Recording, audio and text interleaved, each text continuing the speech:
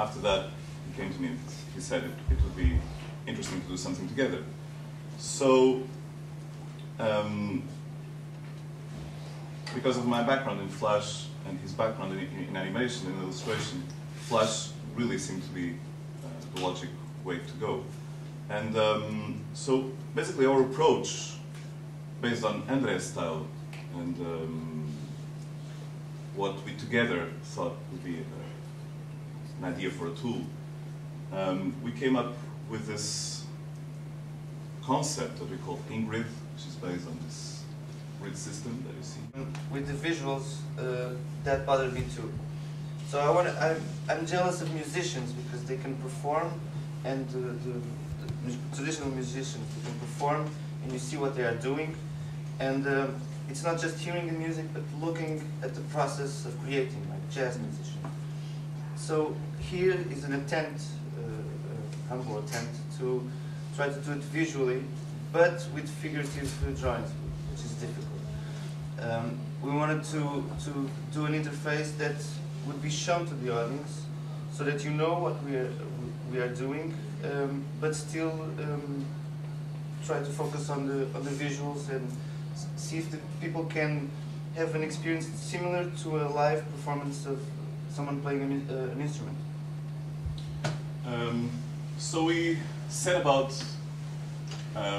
conceptualizing this application, and we devised 3 types of animation. So we have the main animation that you see on the background. Then we have more geometrical kind of animations that you can layer on top of that. And they are here on the sides. And then you have what we call icons, animated icons. And you can, I'll just unclutter this a little bit. And then you can move the icons around this grid system, and you can which would go along a certain song.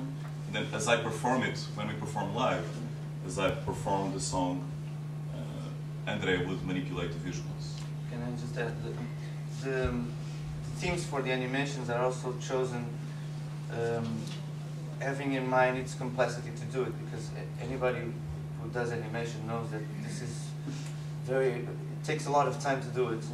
And as an illustrator, I'm used to do an illustration in 3 hours, and one of these loops can take me a whole day. But if it takes 2 days, I get stressed. So I choose the animations having in mind what's easy, what cycles can I do, and of course the tunnel is a classic one. The most complicated thing here was actually build the tunnel, because I take the cars out of some websites that have 3D models free, but because I can't change the colors of the cars, the windows and all that, and because the rendering, I have to do a very light rendering, I try to find visual ways of using the restrictions I have. One thing that I think is that when you're approaching a different medium and a different environment, and I'm not really used to doing this, you have to put a lot of restrictions, or else you'll do crap, because you have, if you try to use all the possibilities that you have available, normally you don't have aesthetic sense of option still, because it's not developed.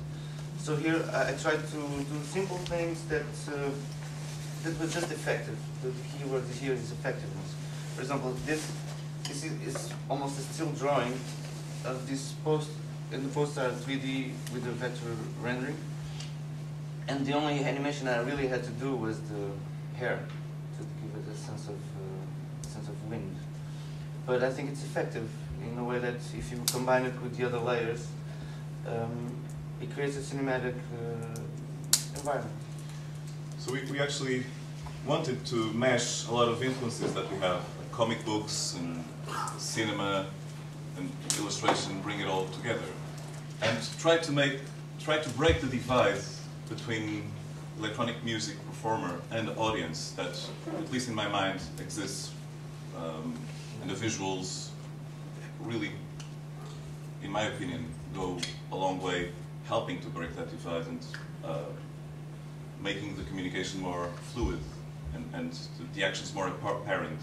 So of course this is interpretative because there's no direct connection to sound, but there's a dialogue going on. So because it's Flash, you can it's scalable. You can zoom in, and you don't lose resolution. So you can do a lot of interesting tricks with that. And of course, you take advantage of InGrid, and you can play around with size, opacity, etc. Maybe we can go to the second.